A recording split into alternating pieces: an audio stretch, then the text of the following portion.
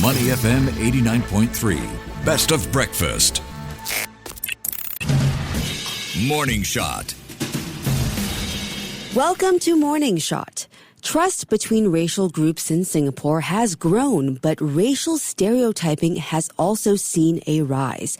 That's according to a recent study by the Institute of Policy Studies and racial harmony advocacy group OnePeople.sg, which polled a representative example of 4,000 Singaporeans and PRs aged 18 and above on race, religion, and language between April and August of 2024. For more insights on these latest findings, we're joined by Dr. Mathews, Head of Social Lab and Principal Research Fellow at the Institute of Policy Studies. Mathew, good morning. Welcome to the show. Good morning. Always great to have you on. Thanks for joining us to help us unpack these findings. First off, we have seen overall greater acceptance of different races in personal relationships, growing appreciation for diversity, but at the same time, racial stereotyping has gone up. So would you say the positive trends outweigh the negatives? Well, you're right. When we compare over the years, there's been greater acceptance of all races, greater appreciation of diversity, reduced discrimination. As a whole, we have done better. Even if stereotyping might be something we still have to pay attention to. As to whether stereotyping is going up substantially, the study didn't focus on this, but there was an item which conveys this idea. I mean, we asked respondents on this statement, when I know what someone's race is, I have a good idea of some of his or her behavior and views, what it would be like. And you know, that one, it seems like about 4 in 10 strongly agree that they have a good idea of someone's behavior and views once they know about a person's race. Well, that is clearly the case when you say just knowing the race means I know what your behavior and views are. It tends to be this overgeneralization. Yeah. Since the fact is, just because I'm an Indian doesn't mean that there's an absolute set of behavior and viewpoints that is part of being Indian, right? In fact, there can be lots of diversity. I know from personal experience, sometimes I go up to the coffee shop counter to order a drink, and they get quite surprised that sometimes I ask for Chinese tea. It's strange because the expectation is, if you're an Indian, you probably want to have tea with milk and maybe with extra sugar. But the drink seller is actually trying to show some expertise in guessing what customers may want, and of course had to use some kind of schema as to what different groups order quite often. So I'm wondering if some of the respondents are actually just thinking that they're trying to be more culturally aware, know what different groups might want, but of course, ultimately, that can become stereotyping as well. Yeah. So on this issue of stereotyping and overgeneralization, how can we address this in a society as diverse as Singapore, where cultural differences are pretty much a given? Well, what's important is that Singaporeans need to know not to operate based on our stereotypes, especially with key decisions like who you hire, who you vote for instance. In fact, from our survey, fewer people now say that race will be a criteria when they make decisions about hiring. So that's really, it's much better over the years. So we clearly know people are understanding it. But the problem is that biases are often very unconscious. And that's where we need a lot more education about that. Yeah, so the study also found that reports of racial discrimination at work have fallen across the board since the last study. But younger Singaporeans were more likely to perceive that Singaporean Chinese and Eurasians have an easier time in general. They need to put in less effort, while Singaporean Malays and Indians need to work harder to succeed. What might be fueling this perception, you think? Well, just to be clear, the study showed that younger Singaporeans believe that Malays and Indians, or minorities, need to work harder, especially in a scenario where they are getting top positions.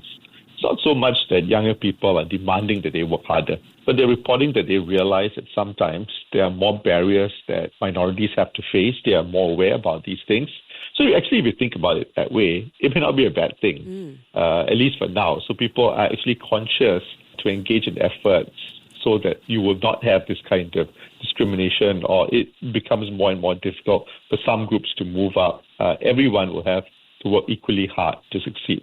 And that should be where we should be striving towards. Yeah, so now that there's this raised awareness, what more can be done to close these gaps, particularly in the workplace? And what role do employers play in ensuring fair opportunities for all?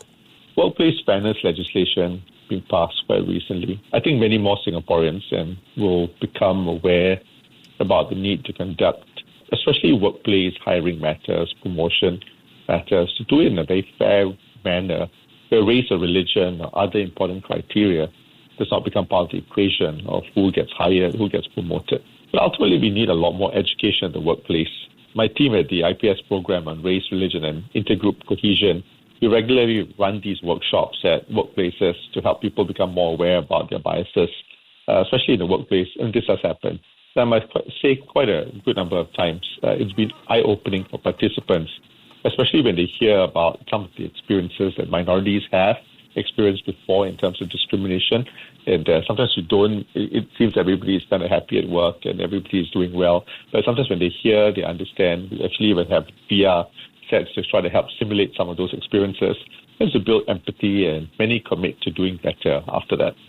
That's great. Okay, another finding or area of concern that stood out in the study was a decline in cross-racial friendships between 2018 and 2024.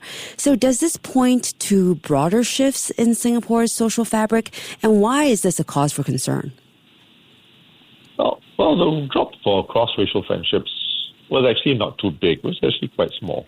But nonetheless, it does focus our attention on the fact that there are still challenges to building community. And we noticed based on our study, actually, the overall number of friendships has clearly come down.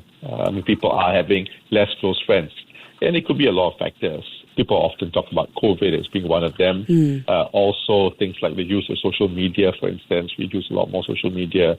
So we may not have to build that kind of close friendships, or it's very much online. Sometimes it doesn't translate fully into friendships. Sometimes lesser workplace interactions.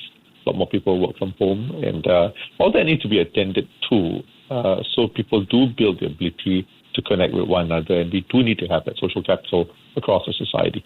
Yeah, a lot of moving parts here. And besides friendship, another significant insight was that 27.1% of respondents indicated that they would not trust people of other racial groups in times of crisis. That's a significant proportion. So what do you think is driving the sentiment? Well, it's good that the proportions have actually come down. It was higher before. Oh, it was? But yeah, because it was 30-something% before that. But still 1 in 4 who say they don't trust more than half of another group is clearly disconcerting. It could be some kind of earlier experiences. Maybe something happened to them and they perceived it was because of the race of the individual. They may have been informed wrongly that some races can't be trusted, and they bought into that, for instance. So that's become very, very clear in their mind. These experiences have a power, and but fortunately, we know that this number is going down. And among our younger Singaporeans, few of them have those feelings. So finally, I think the trend is in the right direction. Yeah, at least there's some improvement, and we can only hope that this improvement will continue. Finally, Mathew, before we let you go, do you think these trends reflect wider global shifts in racial attitudes? As a multiracial, multi-ethnic society like Singapore, what must we actively do to sustain and strengthen racial harmony? Well, in the broader world, things are a little different. There seems to be a lot more barrier between people of different backgrounds being set up. Groups are vilified, mocked because of their background. People are mobilizing together based on their racial backgrounds and taking it out on other people of other backgrounds. So Singapore certainly bucks that trend, and we should be happy about that. That's really positive. But yeah, we can't let up and be callous. And that's why it's so important that the recent passing of the Maintenance of Racial Harmony Act is an important signal that those things are actually quite good. We don't take chances and ensure that legislation can deal with the worst cases of racism and bigotry. But, we can't, of course, just rely on laws. Individuals, the community, we all have to take responsibility. And it might just simply begin with us just taking simple steps to make sure that we build friendships with people from different backgrounds and maybe learn something about another culture to appreciate them better. Yeah, it takes all of us, and Singapore's diversity is one of our greatest strengths. And these findings serve as an important reminder that though there are some improvements, there's always work that still needs to be done. Dr. Mathews, thank you so much for sharing your insights with us today. Really appreciate it. Thank you.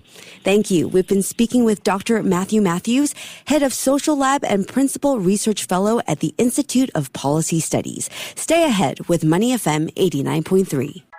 To listen to more great interviews, download our podcasts at audio.sg or download the audio app. That's AWEDIO, audio at the App Store and Google Play.